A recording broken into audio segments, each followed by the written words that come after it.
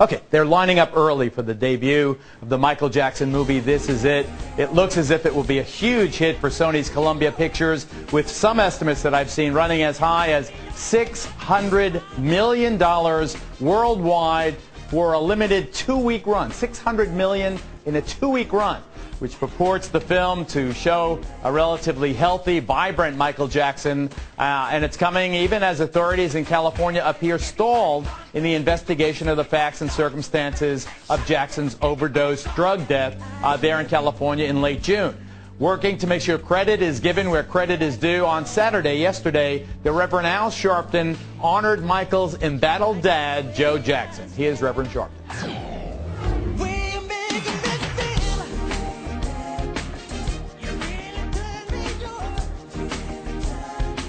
One of the great distortions is that Hollywood is now taking turns bowing for the success of Michael Jackson. The story started in Gary, Indiana, when a still working man working 2 jobs with his wife raised 9 children in 2 rooms and believed in the talent of his children and drove them to where the whole world had to hear them sing and dance and made them the biggest stars the world has ever seen. While everybody takes their bows at the premiere, I want the world to know there wouldn't have been a Michael Jackson had there not been a Joe and Catherine Jackson. Thank you very much. Thank you very much. I'm not the speaker as the Reverend Sharpton is. I work very hard in bringing up my family into show business. And one thing I did do, I did not let everybody stop me. I kept moving on forward with it. But one thing I really wanted to make my family known all over the world, which was hard to do, but it was done. Now says, I don't have Michael with me anymore. And it was hard losing him. And I cannot believe that he's gone. But what happened to me after the memorial, I took it very hard. Every place I went, the first thing it looked like when I walk into the building, his songs started playing, and I will live with it forever. I intend to carry Michael's legacy forever, as long as I'm living. Thank you much. With the Reverend Al Sharpton, who today honored the patriarch of the Jackson clan, Joe Jackson. Reverend, it was a stirring sermon there, and you really gave accolades where I think that they are appropriate. Are you concerned, though, that there's been so little action on the investigation into the facts and circumstances of Michael's death? I am. I mean, no one would have made me believe in June when this happened that we still would not know anyone that is being held accountable. There has been no prosecutions. Nothing has been done. And I'm beginning to be very alarmed at where is this going. And now we're seeing the film come out saying how healthy Michael was.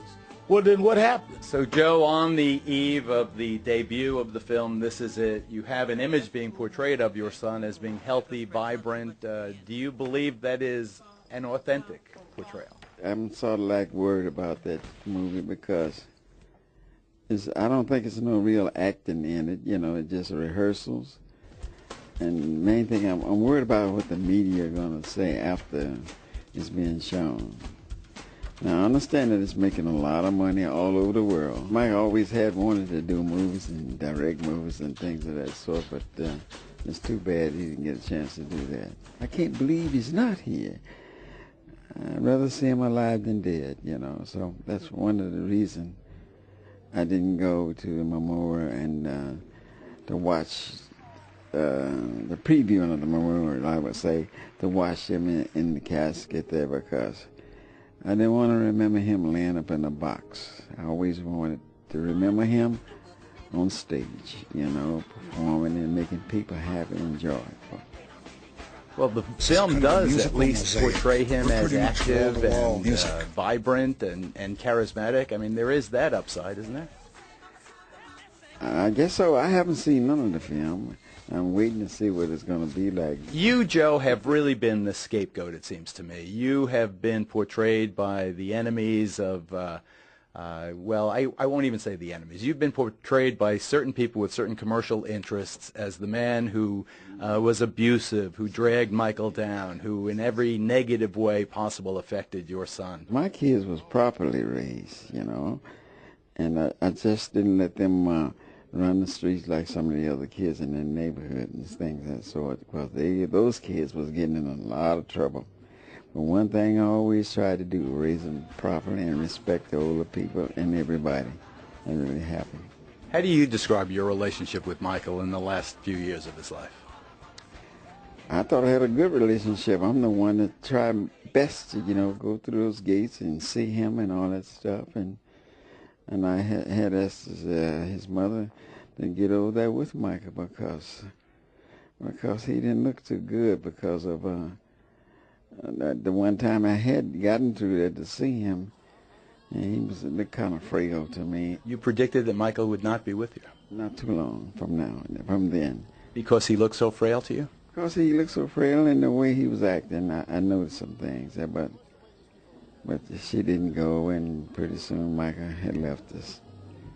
The children, how are your grandchildren, and how are they dealing with life with their father gone? Oh, they're having a good time. You know, they got the other kids their size, and, you know, and they swims around the place there, and they play games, and they go to the movies and all that thing. They're having a good time. Did they ever ask you questions about their dad, or do they understand what happened? They know what happened. They know more than me.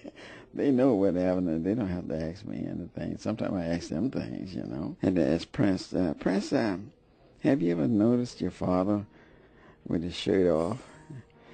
He said, yeah, many times. I said, well, Prince, you know, did you see any marks all over his arm and thing? He said, no, my father never had the marks all over his body, on his arm. He said, but he had one here on his left arm and one on his right arm where they plugged him in to get him this medicine or whatever they was putting in his arm. He said, but that's the only one. But in the report, in the news report, when they did the autopsy report, it was said that he had marks all over his arm. So you say it was not true that Michael had marks all over his arm? If they were there, and like they said they were there, they came up there some other kind of way. Do you believe, as you said at the time, that there was foul play here, or do you think this was a tragic accident, your son's passing? I think it was foul play, and it's still investigated. It's still being investigated. They're not going to finish until they get to the bottom of it. Rather, they're not finished with it because I believe the doctor's just the fall guy. Are Michael's children going to be in show business? Hey, that's up to them. Do they have talent? Of course. Yeah, all the Jacksons have talent. Joining me with the latest on the criminal probe of Jackson's death, the star of Judge Jeanine Pirro joins me. Why don't you like Joe Jackson? Well, you know, I don't know the man, and you obviously like him, but I think that, you know, his having a fundraiser for himself before, you know, the film, which he had nothing to do with, he could be accused of being a shameless self-promoter. And Michael Jackson called him someone who abused him, and Michael Jackson intentionally left him out of his will. I mean, the guy is really delusional. He announces he's starting a new company 3 days after his son dies. But, you know, he's deep in his 80s, and he's an old 80s person, and you know, he's not the most articulate in the world. It's easy to trip him up. Well, clearly, Geraldo, but the truth is that it's Michael that we kind of take our lead from. And Michael told me in 2005 that he loved him, and that was well after he told the Martin Bashir on ABC that his father abused him. Right. Well, then why was he specifically left out of the will? I mean, you know, but the money goes to Mama, and Mama takes care of the grandchildren. And I think that's only Mama was granted custody. He said that we're going to raise these kids ourselves, and I get it. He's old, but at the same time, he's not stupid. He's making a lot of money. I think that's true as well. What about the progress in the investigation? Are you surprised that we haven't seen Conrad Murray indicted yet? Yes. I think what's happening is the prosecutors having trouble trying to isolate the actions of Conrad Murray from the death of Michael. In other words, was Michael so addicted and already at the point where a doctor treating him wouldn't know how vulnerable he was? But I also think it's L.A., and I think they're really taking their time to make sure that Do you think it'll a solid just be case. Murray going down? It shouldn't be. It should not be. It should not be. I agree with that. I agree with that. He is the most immediately responsible, but certainly not the only one. There are other culprits. Could you stand by? Yeah.